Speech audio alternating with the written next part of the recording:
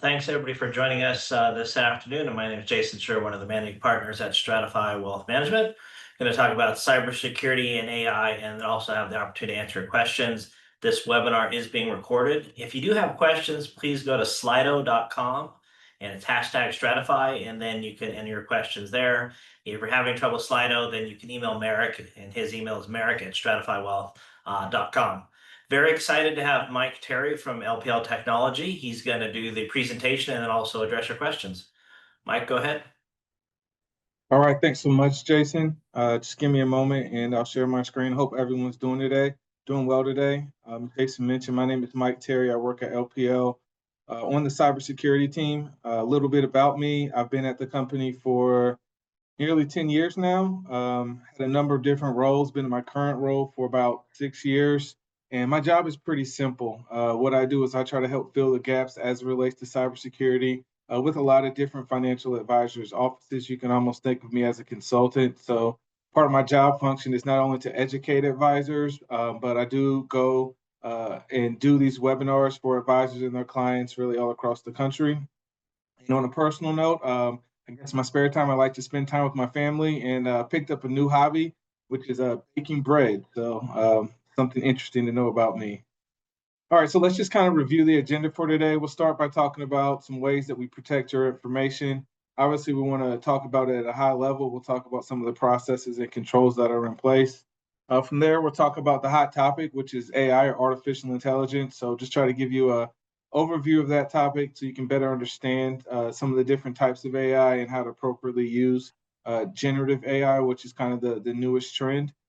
From there, we'll talk about different cyber attacks and scams that are successful. So we'll talk about them and how to avoid and identify them. And then to close out the webinar, we'll just provide you with some general tips on things that you can do to not only secure your accounts, but to secure your home and protect your devices as well. How's that sound? Sound all right to everyone? Sounds good. All right, let's go. So we'll start by talking about protecting your information. So we understand this is an important topic, and we're committed to making sure that your information is protected. We understand that these are your investment accounts. Within these investment accounts, it's directly linked to sensitive information about you, like PII. So that could be social security number, name, address, date of birth, etc. So our goal is to make sure that information stays protected and it's not exposed or overly exposed, so that bad actors can gain unauthorized access to that information. That information is very valuable to these bad actors because once they gain access to it, they are able to use it to commit fraud or do impersonation attempts as well. So not only is it your personal information linked directly in these investment accounts, a lot of times it's going to be your assets, or it could be financial information as well related specifically to your bank account. So we want to make sure that information is protected and secured. So one of the ways we do it, and the Stratify team is no exception to that, we work hand in hand with a lot of our advisors' offices to make sure that they understand best practices, not overly sharing that information, minimizing data, and make sure that they understand, the newest trends as it relates to cybersecurity and cyber threats. And I will say with the Stratify team, based off of their affiliation, they have some additional support, right? So they have a team that they can contact directly, that they can ask questions to. That team actually was instrumental as far as like reviewing their office and helping with the setup there. And if there are technical issues, they can reach out directly to that team. I think one of the benefits as well for the Stratify team is that they have an additional cybersecurity insurance policy just based off of their affiliation with that team that is up to $1 million as well.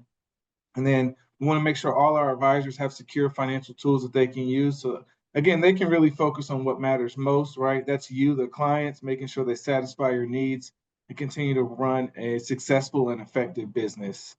And then here at LPL, we're kind of behind the scenes, right? So not a lot of people are familiar with LPL, but we are one of the largest independent broker dealers within the country. And, kind of what that means is we're kind of behind the scenes and we're helping the advisors to process client transactions like trades, money movements, things of that nature. So we do have a dedicated cyber team. I know within my team in information security, there are 155 employees. And we have committed to an annual budget of over $65 million. So that just kind of reinforces and shows our commitment to security as a firm. There is also, I mentioned the additional cybersecurity policy that the Stratify team has, but all of our advisors actually receive some form of cyber insurance through their affiliation with LPL and their E&O coverage. Now I want to talk about something that's pretty unique and something that we have publicly posted. It's our cyber fraud guarantee. So before I kind of get into the guarantee, I will just state that you can go to our website to learn more about the guarantee and kind of read about it in its entirety. The best way to get to our website is just to search cybersecurity at LPL in your search browser through your internet that you use.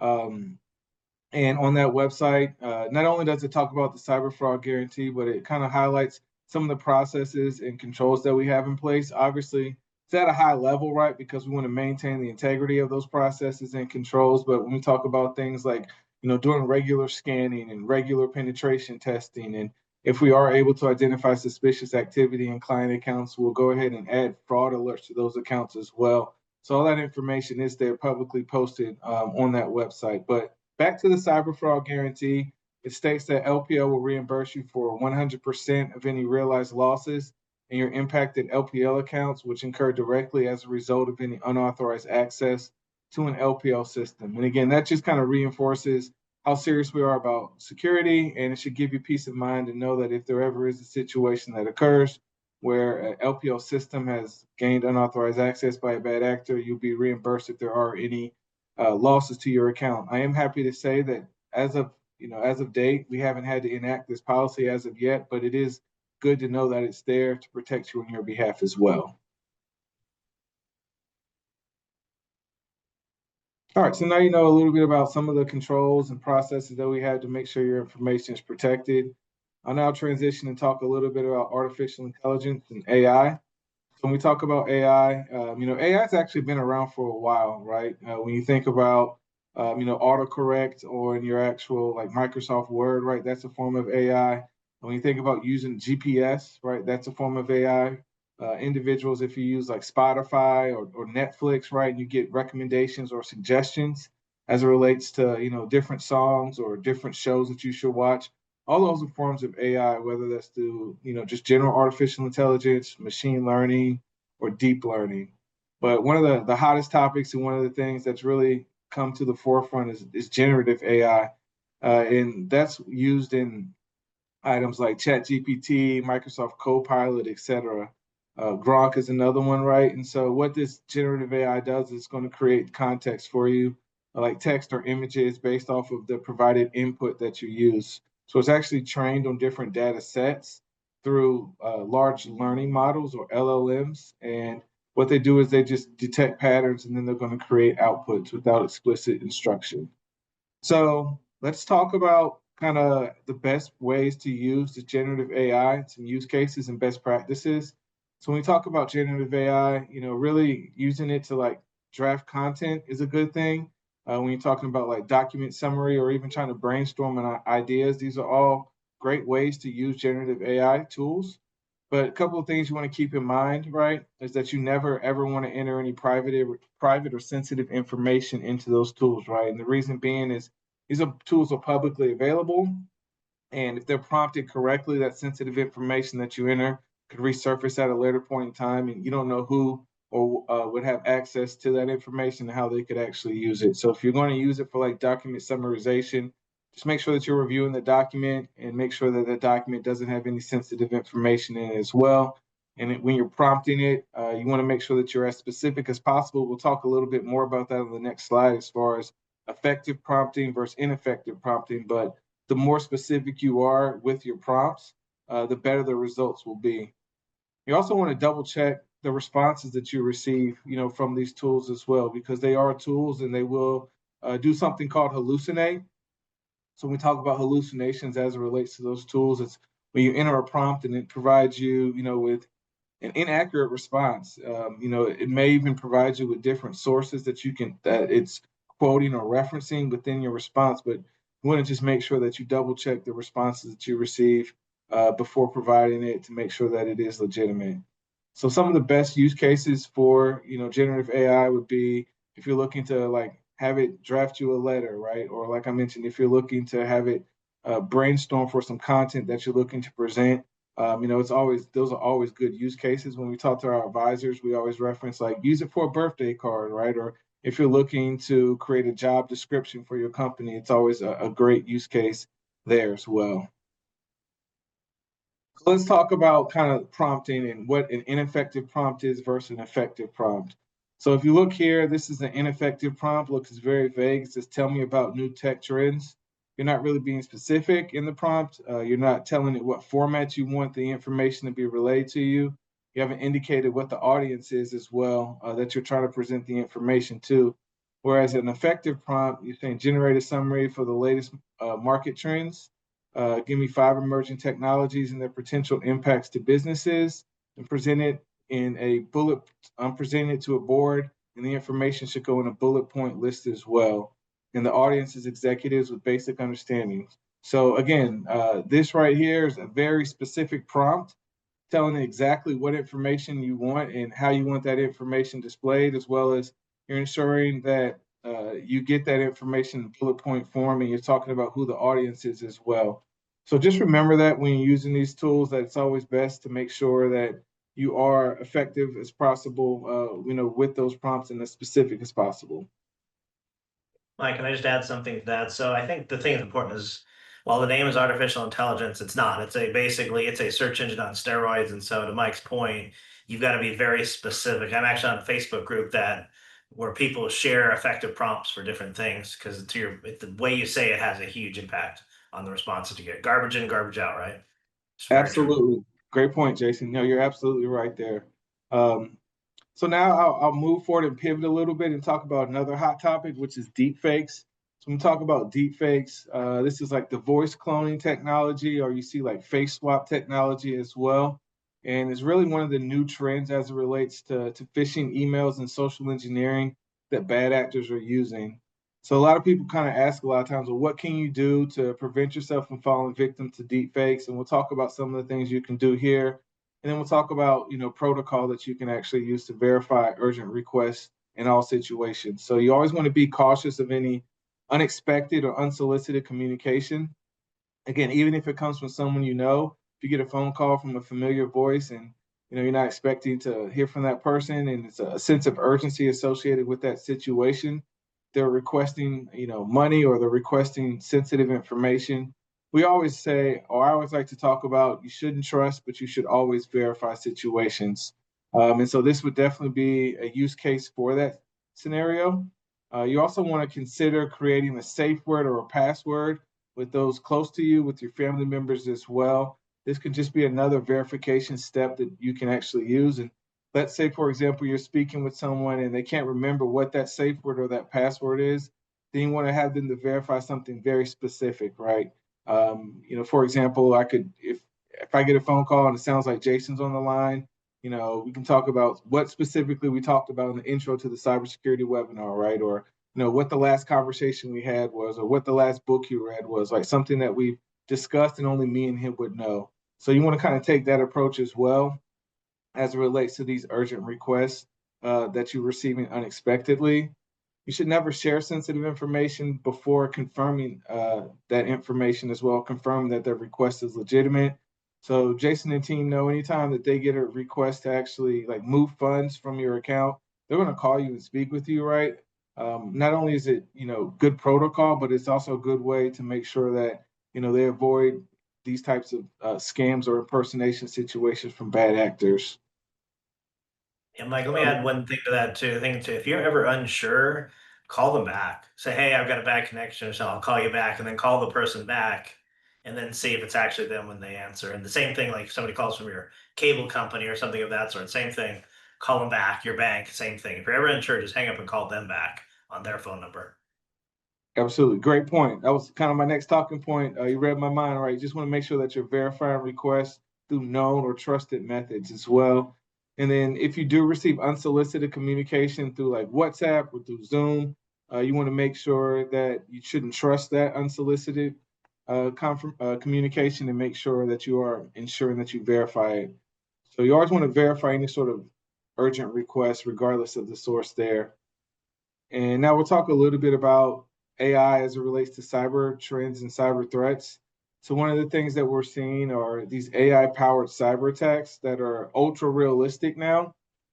Um, and very, very believable. So we talk about phishing. A lot of times in the past, you could just look at phishing emails that you would receive, and they'd be common indicators or red flags or telltale signs that they were phishing emails. Maybe it was based off of spelling errors or grammatical issues within the email. But gone are the days where you can just look at an email and tell that.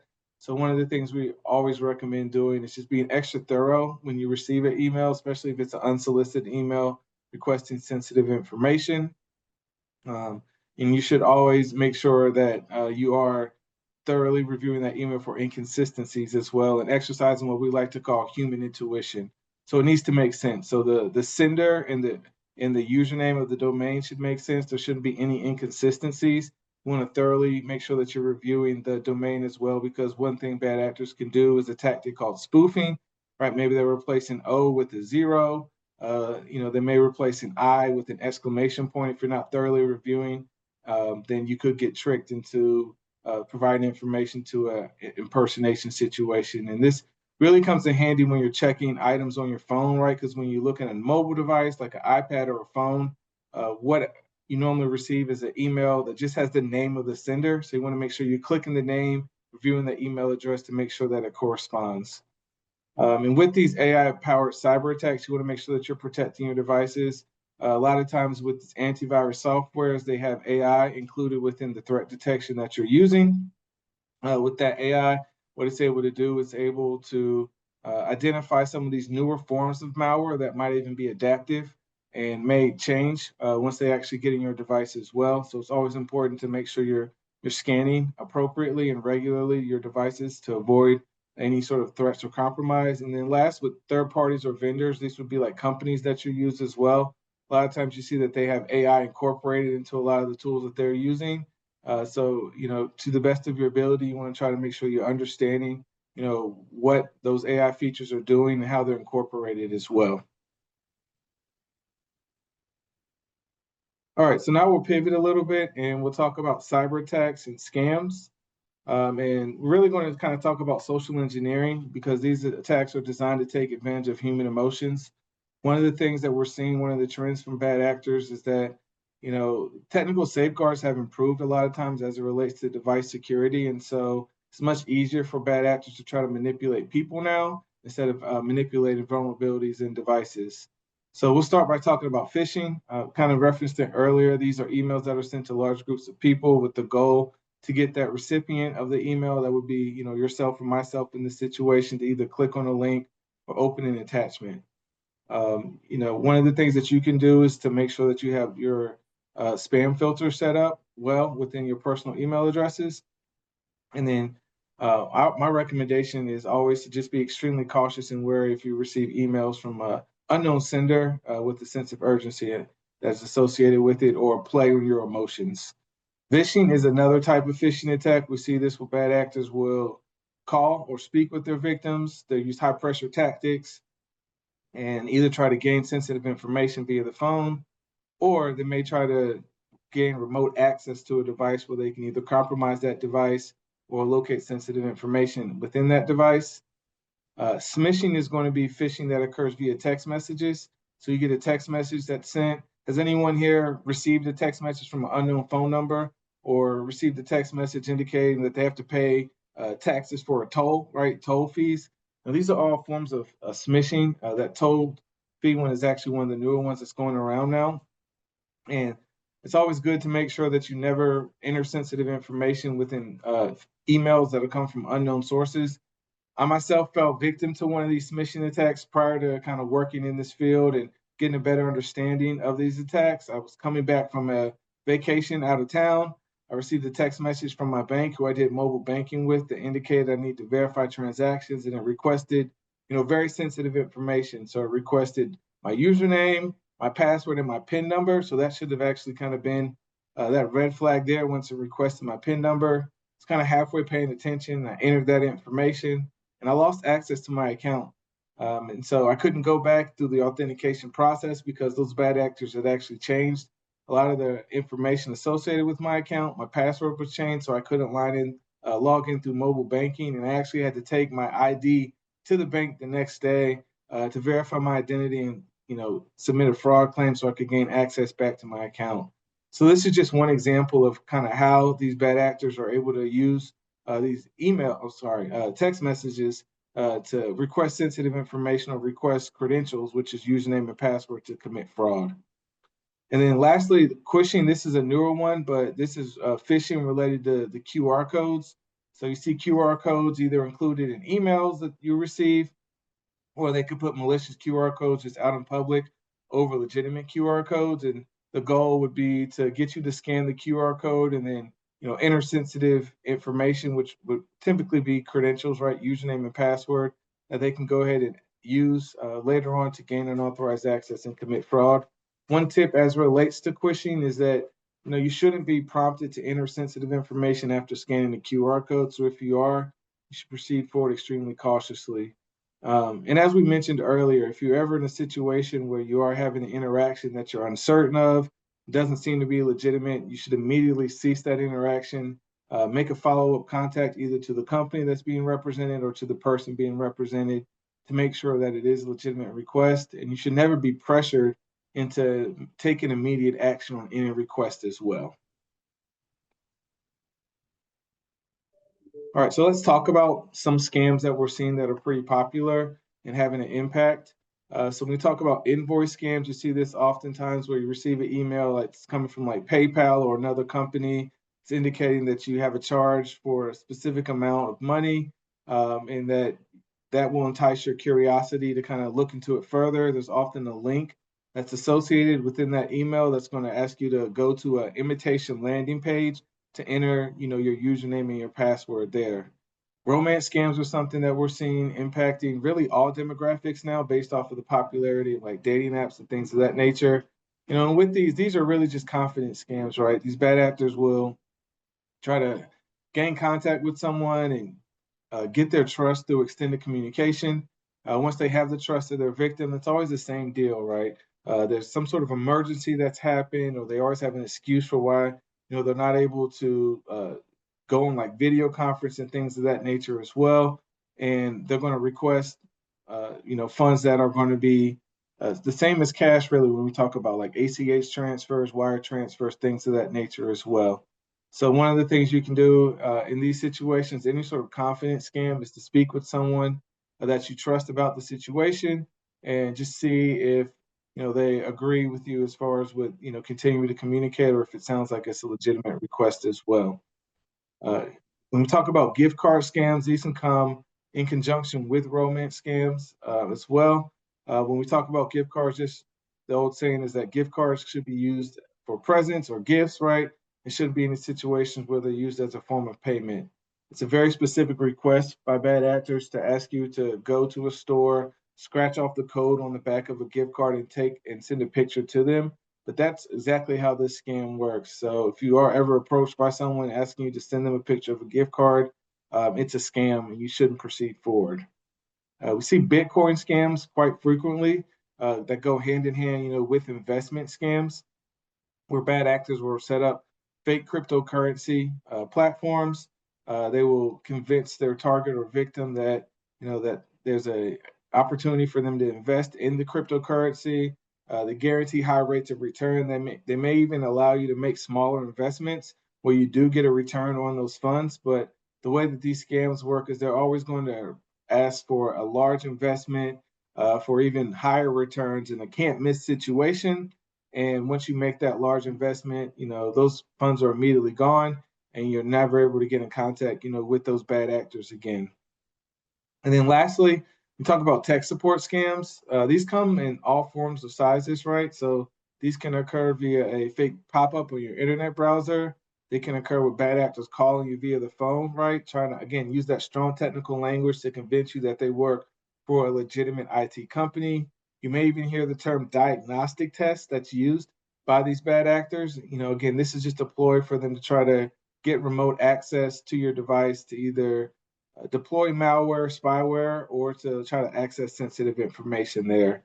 Oftentimes, when it comes to the fake pop-ups that you receive indicating that there's an issue with the device, there's going to be a phone number that's going to be included on that page. And so the thing to remember there is that these large IT companies, they're never going to call you or provide you with the pop-up indicating that there's an issue with your device personally, and they for sure won't provide you with a phone number that you should contact. So that would be that red flag there, that phone number requesting the phone number included in that pop-up asking that you call back there. So should always think before you click.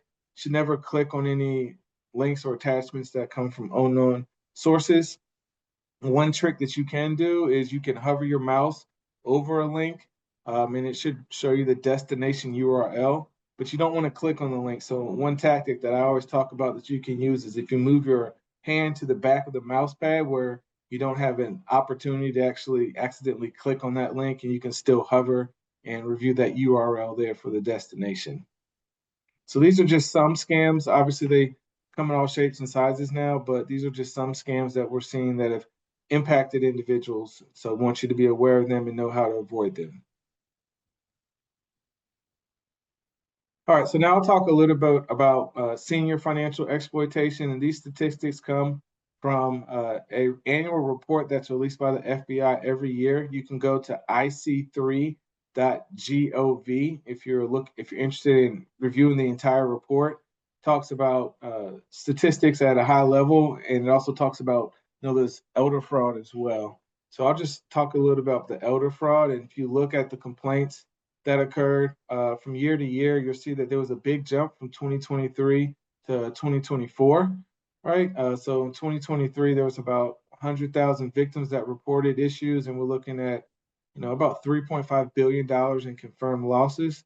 But as we look at last year, the totals increased dramatically. I think it's about approximately 147,000 individuals that submitted complaints to IC3 or the FBI indicating that there was an issue, and then nearly $4.8 billion worth of losses. So again, this is just another example of how through the evolution of a lot of these scams and a lot of these cyber threats, emails, and social engineering, how more and more people are falling victim to these types of attacks. So I'll tell another story about a friend of mine whose mother-in-law fell victim to a scam. She worked at a university locally, and she received a message from someone saying that they used to be an employee of hers and work with her in the past, at this university.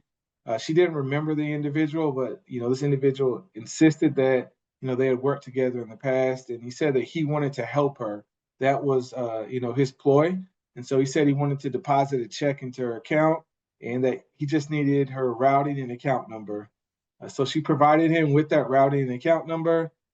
He went ahead to deposit a check that bounced, but at that point in time, he had that routing and account number, and he continued to communicate with her, gaining her trust. And while he gained her trust, he was able to exploit her for money directly from her checking account. And this is something that happened for years. She was kind of ashamed of the situation, and she didn't want to tell her husband. And so that's why it was so prolonged. And this is just an example of one of the methods that these bad actors will use and these tactics that they're used to try to gain that unauthorized access. But it's not just limited to that. So you should never really trust things and always verify and be skeptical.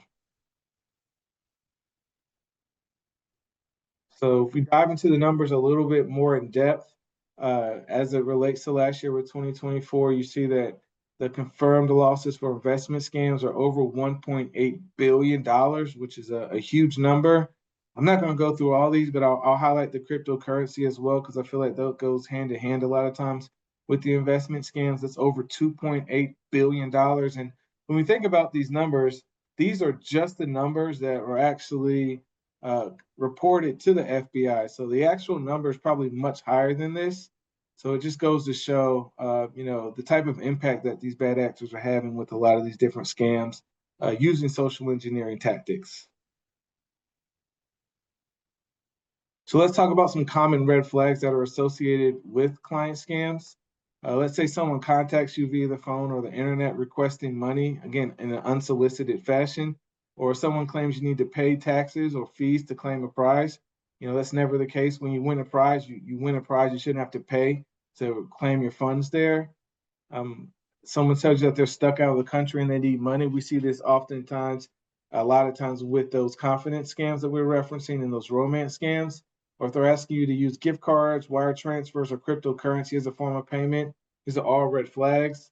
And if someone attempts to scare you by saying that you can't speak with anyone else and you only must speak with them, again, these are all red flags of client scams. And so we want you to be aware of some of these tactics. So if you ever do find yourself in a situation that sounds similar, you'll know what to do and how to avoid falling victim there. All right, so let's just say, and hopefully this won't occur to anyone here, but let's just say you are the victim of one of these scams or attacks. What should you do? One of the first things we would recommend doing is that you immediately disconnect any impacted devices from the internet. You can just unplug them if it's your laptop, your desktop, etc. Then you want to make sure that you're scanning your device. And if you have IT support or some sort of anti-malware or antivirus software, you want to make sure that you either contact that IT company that you have support with, or that you're doing a scan of the device to see, if there's anything that's been impacted or affected there. If there are passwords that were specifically compromised in some sort of scam or attack where you expose that information, you want to immediately change the password for any account that may be affected or impacted. And if there are other accounts that have similar passwords, you want to make sure that you change them as well. Freezing your credit is one of the things that we proactively recommend that individuals do as well. By freezing your credit, you prevent any sort of new accounts from being opened using your information. Let's be honest, I think we're all consumers here in some form or fashion. We've opened accounts with different companies.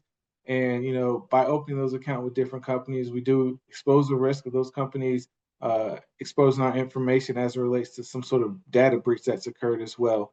So if your information has been exposed, by freezing your credit, you're going to prevent new accounts from being opened. And then just make sure you're monitoring your account as well. If you have any unusual activity on those accounts, you want to make sure that you identify what that activity is, and you can submit a fraud claim, with any specific companies that you may have those accounts with as well.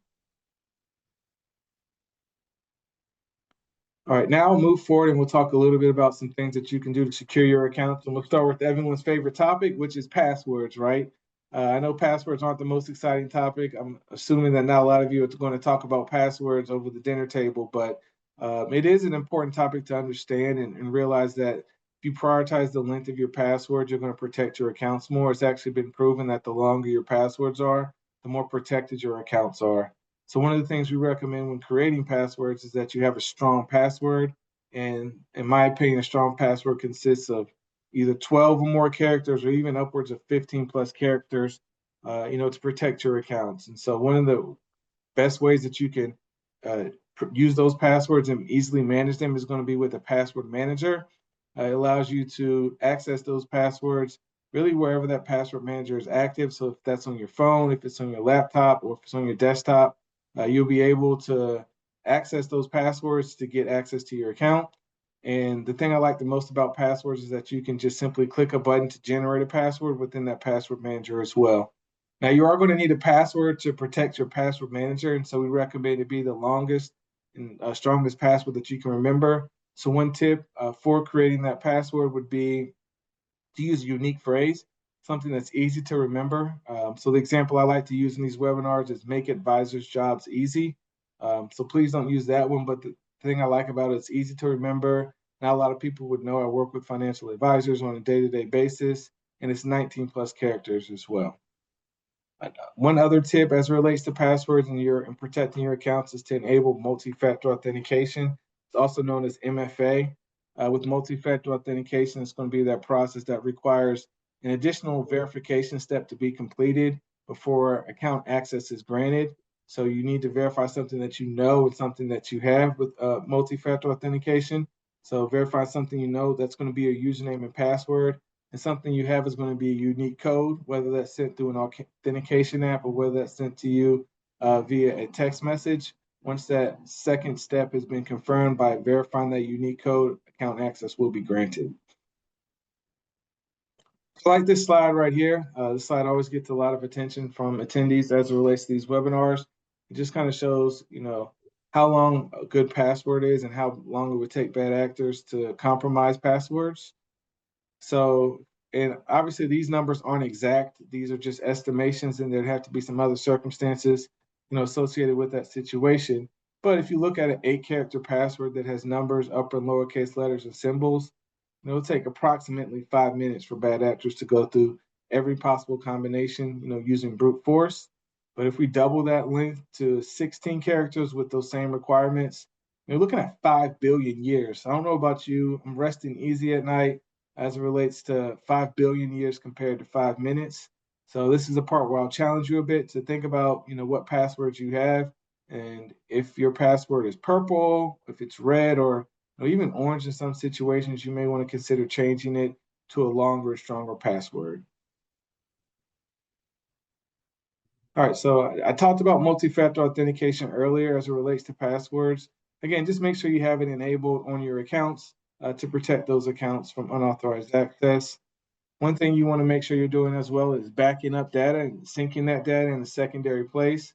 So a lot of people are uncomfortable or don't understand what the cloud is. When we talk about cloud storage, it's just going to allow you to sync your data in a location that's not on site, where you are. These cloud storage providers have data warehouses really all over the world. And what you're doing is you're using one of the secure servers in those warehouses to actually back up your data. And it's good if you ever find yourself in a situation where your device is compromised and there's a malware situation, you can always just wipe your device clean and then simply upload those files from the cloud to allow for a lot less disruption as it relates to your pictures or private documents that are important to you. But not everyone is comfortable with the cloud. Some people want to use physical data storage.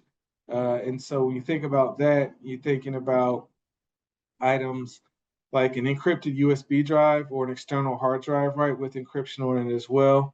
Again, you just want to make sure that you keep up with those items and that they don't deteriorate over time and that you have that encryption in place. So if they are lost or if someone steals it, they won't be able to access that sensitive data that's within those actual devices.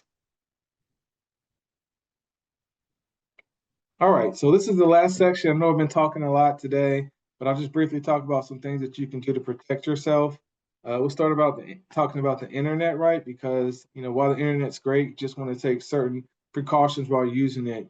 So one thing you want to do is you want to make sure that your browsers and your plugins are up to date when you're on the internet. Really updating software is a crucial component and a fundamental best practice as it relates to just staying a little bit more secure.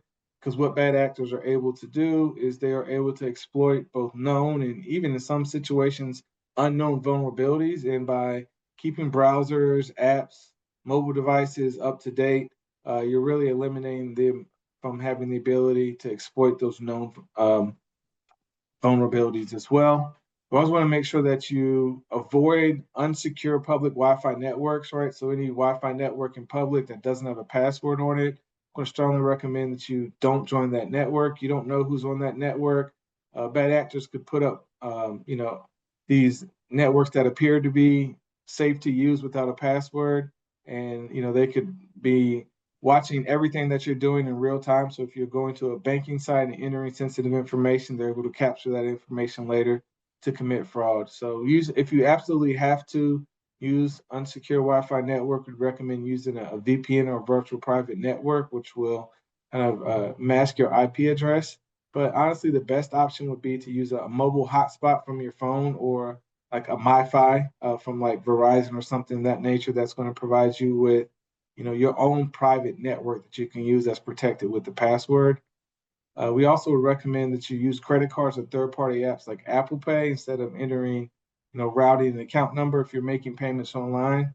All right, holiday season will be approaching fast, and Cyber Monday is going to come, Black Friday is going to come. A lot of people are going to be shopping online. So if you are shopping online, we prefer that you use a credit card. A lot of times it's easier to submit fraud claims as it relates to credit cards as well. And then you only want to share sensitive information on legitimate, secure websites.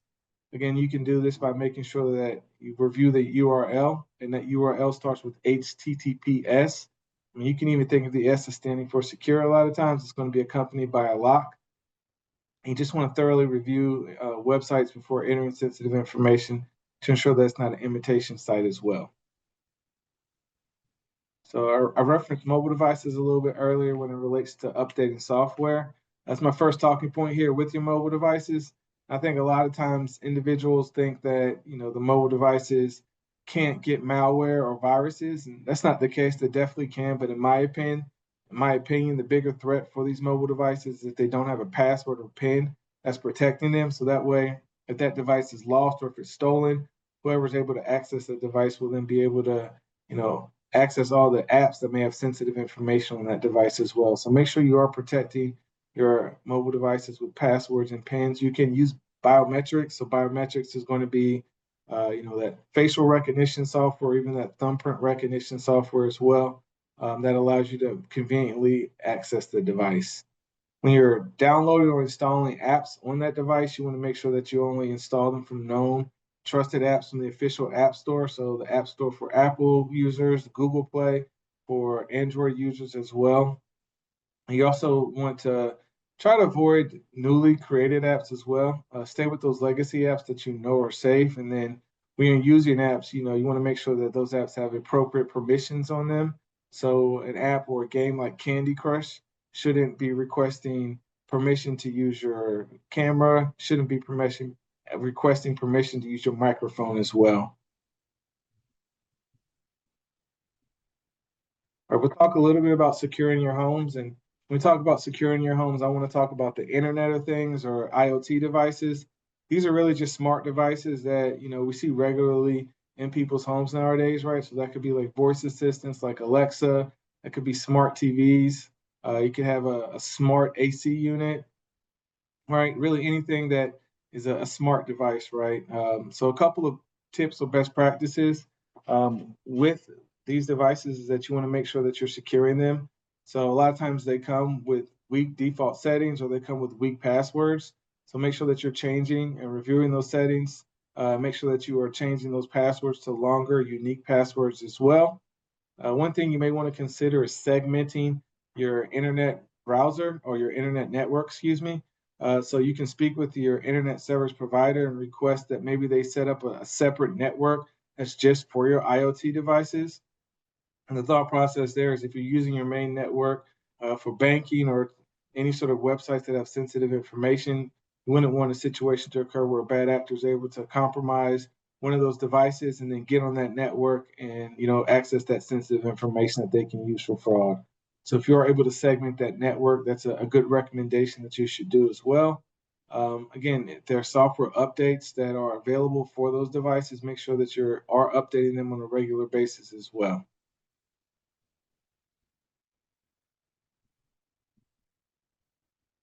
All right, now I'll talk a little bit about traveling safe. Again, holiday season is coming up. We're winding down the end of the summer and going to fall, and people may be traveling a little bit. So, if you're traveling, you always just want to stay vigilant. You should never leave your equipment or sensitive documents unattended in public places. You also want to make sure that you have that multi-factor authentication enabled on your devices, as well as, on your apps.